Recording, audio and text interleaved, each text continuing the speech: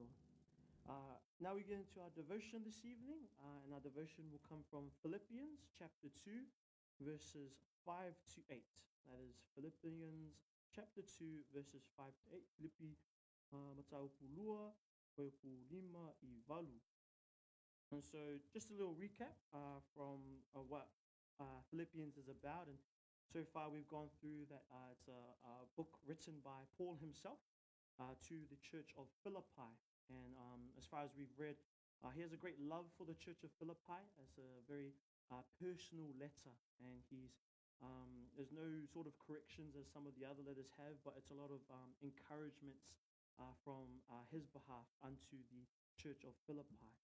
But if we could have our Samoan readers, please read Filipi Matau lima I valu. Ia te tau fo ia leo tu se ia Kristo Yesu ko Yesu ina whaatasi malia tua e leina tu ia tua kau e leina tu se ia tua ina whaatasi malia kolonga ina whaia o ia leina.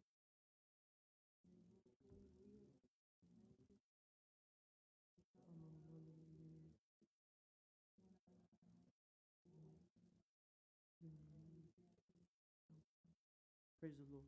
I'm reading from the King James Version, and it reads, "Let this mind be in you, which was also in Christ, who being in the form of God, thought it not robbery to be equal with God, but made himself of no reputation, and took him the form of a servant, and was made in the likeness of men. And being found in fashion as a man, he humbled himself, and became obedient unto death, even the death of the cross." Praise the Lord for the reading of his word. So last time we talked about chapter 2, verses 1 to 4. And we talked about how Paul encourages the church of Philippi to love one another through humility and selfless love. And after giving all these wonderful encouragements for the church of Philippi and for us to follow through in, he then uses the example of Christ to demonstrate that selfless love, because Christ is the greatest example of that selfless love. And we see that in verses 5 to 8. And so in verse 5, he starts off by saying, "Let this mind be in you, which was also in Christ Jesus." See, he states, "Let this mind be in you," which the phrase means to direct one's mind to a thing, or to seek, or to strive. And so this mind, or this way of thinking he wants us to have, comes from verses 3 and 4.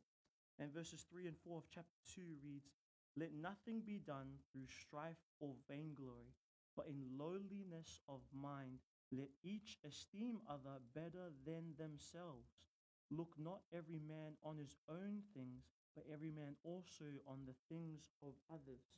So he's encouraging that mind, or that thinking of selflessness, of serving others, not serving oneself, but of lowliness or humility.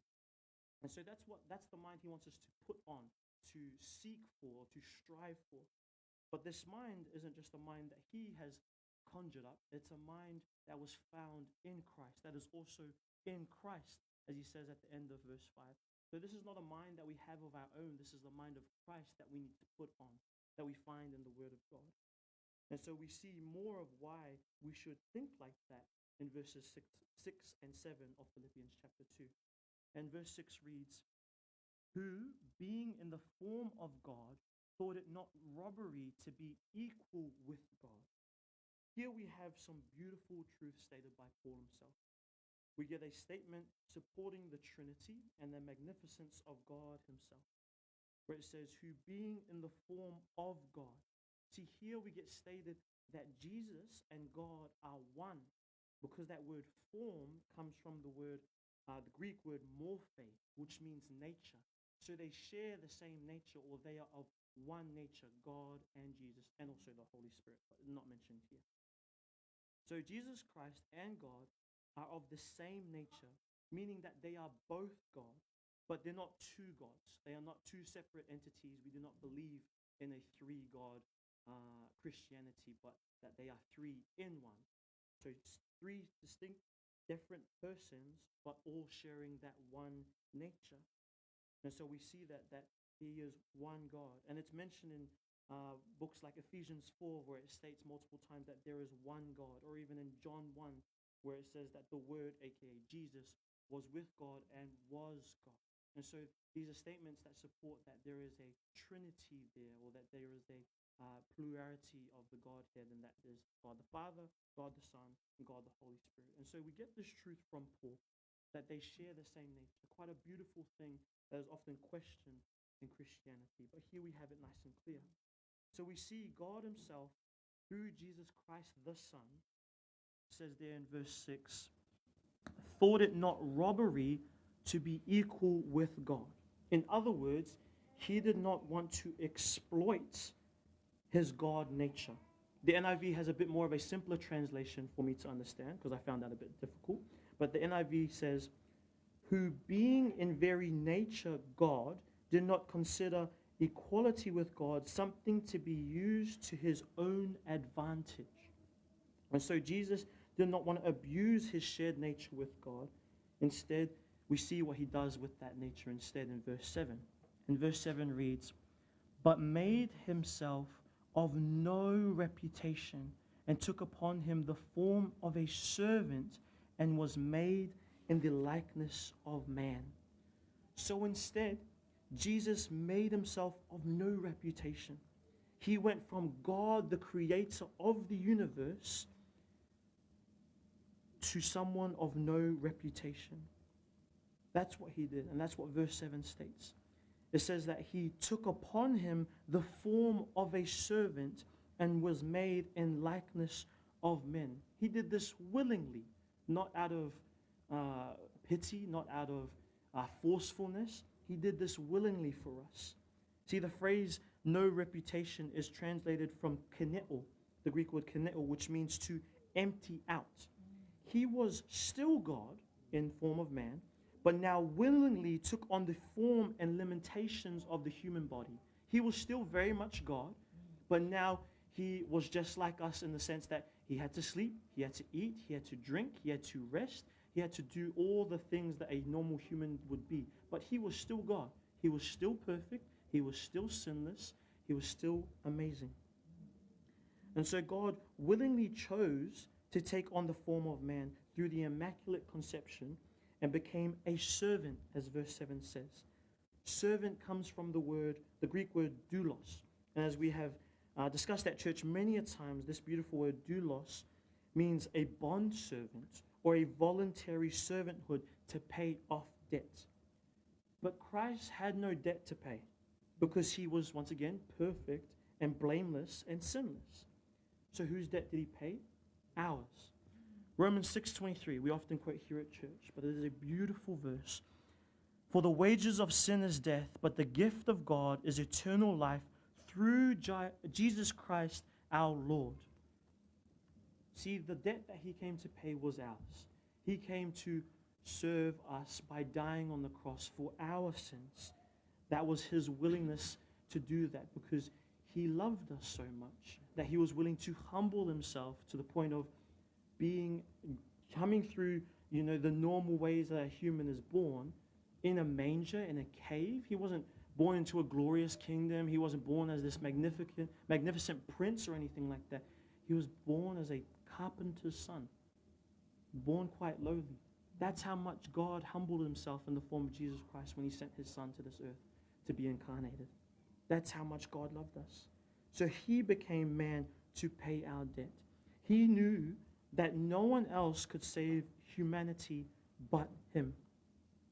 2 Corinthians 5 verse 21 supports this statement. There's a beautiful verse describing the transaction that Jesus suffered for us. And it says 2 Corinthians 5:21 reads, for he hath made him to be sin for us who knew no sin, that we might be made the righteousness of God in him. He made Jesus sin for us. Even though Jesus knew no sin, as it says there, Jesus was perfect, blameless, but he took on the sin of the world so that we might have the opportunity to be righteous before God. He paid the debt that we deserved. And so Christ knew no sin. He was blameless, yet died the death we should have out of love for us. Not out of pity, not out of any other emotion, but out of love, as we hear in John 3:16.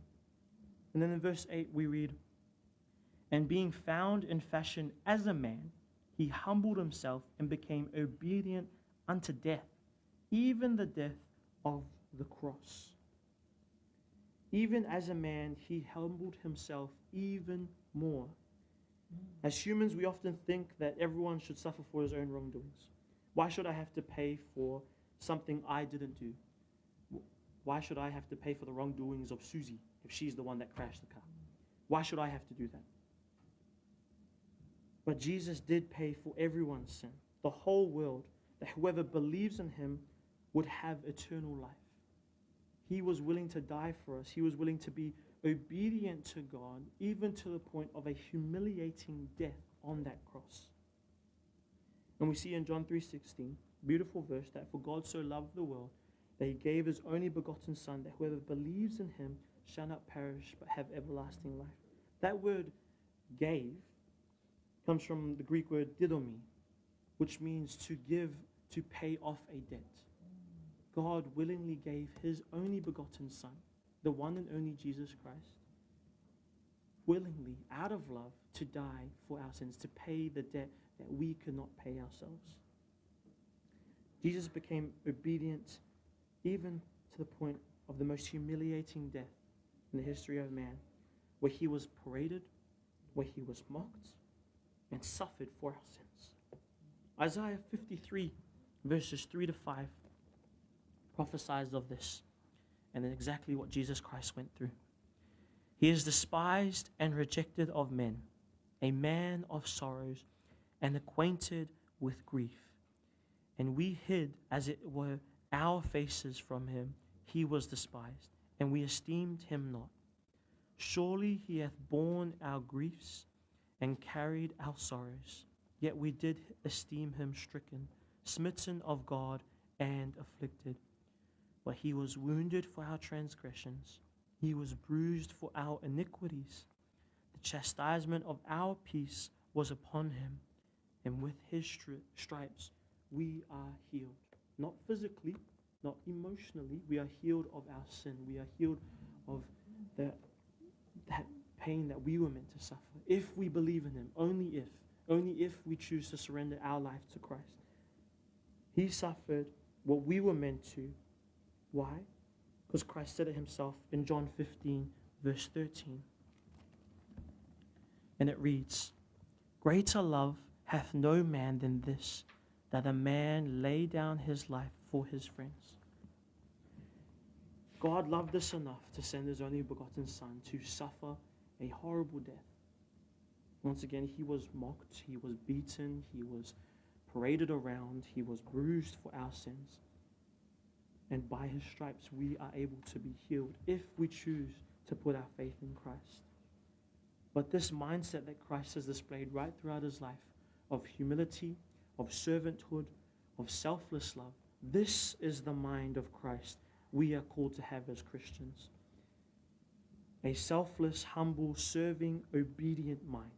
This is the mind of Christ we must put on, we must strive, we must seek for. This is the mind that serves others. What is the best way to serve others? Well, for me personally, I think one of the best ways to serve others, or to serve believers, is to edify one another.